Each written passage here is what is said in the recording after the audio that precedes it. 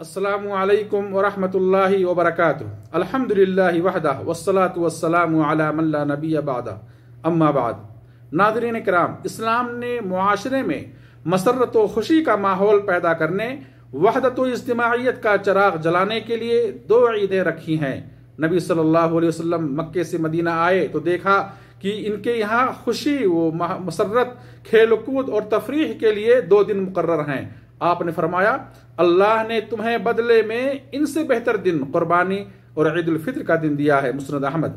रमजान की मुनासबत से ईद उल फित्र और सुन्नत इब्राहिमी को जिंदा करते हुए कुर्बानी की मुनासबत से ईद उल अजहा मनाई जाती है। वहाँ इस्लामी वहदत और इज्तिमाइयत का खूबसूरत मंजर होता है, शायर दीन का इजहार होता है। खुराफात से पाक अखलाक की फिजा में दिलों के अंदर मोहब्बत, उनसियत, उखुवत, भाईचारगी की बीज बोई जाती है। ये अजीमुशान सालाना इज्तिमा हर तरफ महासिन इस्लाम और अमन व मोहब्बत की खुशबुएं बिखेरता है। ईद को ईद इसलिए कहा जाता है कि वो बार बार लौट कर आती है, खुशियों का पैगाम लाती है। ईद के दिन गुस्ल करना, उम्दा लिबास पहनना और खुशबू इस्तेमाल करना मसनून है। ईद उल फित्र के दिन ईदगाह जाने से पहले कुछ खा लेना और ईद उल अजहा में कुछ न खाकर जाना सुन्नत है। ईदगाह पैदल जाना नबी सल्लल्लाहु अलैहि वसल्लम का तरीका रहा है। इंसान बवक्त जरूरत सवारी भी इस्तेमाल कर सकता है। ईद का दिन खाने पीने और जियारत व मुलाकात के लिए होते हैं, जिनकी अहमियत को मद्देनजर रखते हुए इस्लाम ने ईद के दिन रोजा रखना हराम करार दिया। नबी सल्लल्लाहु अलैहि वसल्लम ईद के रोज ईदगाह जाने और वापस होने का रास्ता बदल दिया करते थे। सही बुखारी। तकबीरात में भी इस्लाम के शायर का इजहार होता है। ईद उल फित्र में शव्वाल का चांद निकलने के बाद से लेकर खुतबे ईद तक बकसरत तकबीर के कलमात पढ़ना मसनून है। अल्लाहु अकबर, ला इलाहा इल्लल्लाह, वल्लाहु अकबर, अल्लाहु अकबर, वलिल्लाहिल हम्द। और ईद उल अजहा में दुल्हिज्जा का चांद निकलने के बाद से लेकर खुतबे ईद तक तकबीर मुतलक बकसरत तकबीरात पढ़ना मसनून है। और अय्याम तशरीक के आखिरी दिन 13 दुल्हिज्जा तक वो तकबीरात मुक़य्यद फर्ज नमाजों के बाद तकबीरात पढ़ना मसनून है। ईद की नमाज का वक्त तुलुए आफ्ताब के बाद तकरीबन 1 नेज़ा के बराबर जब सूरज बुलंद हो जाए, उस वक्त से लेकर जवाल तक ईद की नमाज का वक्त होता है। नमाज ईद का तरीका यह है, खुतबे ईद नमाज के बाद होगी। इब्न अब्बास रदियल्लाहु अन्हुमा कहते हैं कि मैं गवाही देता हूं कि नबी सल्लल्लाहु अलैहि वसल्लम ने खुतबे से पहले नमाज पढ़ी और फिर खुतबा दिया। सही मुस्लिम। ईद की नमाज 2 रकात है।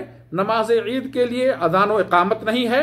नमाज ईद से कब्ल व बाद में कोई सुन्नत व नफिल नहीं है। पहली रकात में क़िरात से पहले 7 मरतबा और दूसरी रकात में क़िरात से पहले 5 मरतबा तकबीरात ज़वायद कही जाएंगी। फिर सूरे फातिहा और कोई दूसरी सूरे पढ़ी जाएगी, जैसा कि सुनन तिरमिज़ी के अंदर मौजूद है। जायद तकबीरात में हाथ उठाना नबी सल्लल्लाहु अलैहि वसल्लम का अमल रहा, जैसा कि मुस्नद अहमद के अंदर मौजूद है। अगर जुमा के दिन ईद हो तो जुमा और ईद दोनों नमाजें पढ़ लेना अफजल है। नमाज ईद पढ़कर जुमा के बदले जोहर पढ़ लेना भी जायज है। सुनन अबी दाऊद। मर्दों की तरह औरतें भी ईदगाह जाकर नमाज ईद अदा करेंगी और ज़ेब व ज़ीनत, बेपर्दगी और खुशबू वगैरह से इज्तनाब करेंगी। मर्दों के पीछे उनकी सफ़ें होंगी। अज़वाज मुतहरात और सहाबियात नमाज ईद के लिए ईदगाह जाया करती थी। इब्न अब्बास रज़ियल्लाहु अन्हुमा ने उनसे खुतबे ईद के बारे में रिवायत है कि नबी सल्लल्लाहु अलैहि वसल्लम ने महसूस किया कि आपका खुतबा औरतों ने नहीं सुना, तो आप औरतों में तशरीफ लाए, उन्हें नसीहत की, सदक़े का हुक्म दिया। बिलाल रज़ियल्लाहु अन्हु अपना कपड़ा फैलाए हुए थे। औरतों में कोई अंगूठी डालती, कोई छल्ला, कोई और कुछ, जैसा कि सही मुस्लिम के अंदर मौजूद है।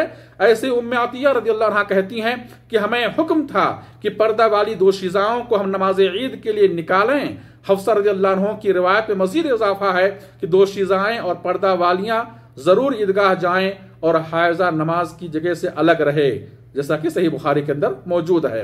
मेरे भाइयों, हमें चाहिए कि हमें इस्लाम की इस खूबसूरत शियार का मुजाहरा करना चाहिए, इसकी आदाब की रियायत करनी चाहिए। अल्लाह हमें तौफीक दे। व आखिरु दअवाना अनिल हम्दुलिल्लाहि रब्बिल आलमीन। वस्सलामु अलैकुम व रहमतुल्लाहि व बरकातुहू।